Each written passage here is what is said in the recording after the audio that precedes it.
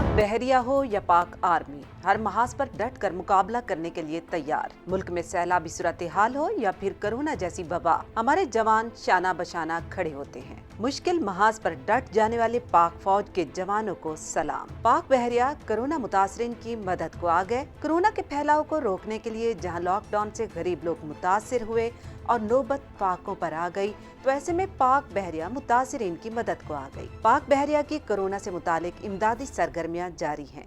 सिंध, बलूचिस्तान के साहिली इलाकों समेत दीगर मकामात पर राशन पहुंचाया गया।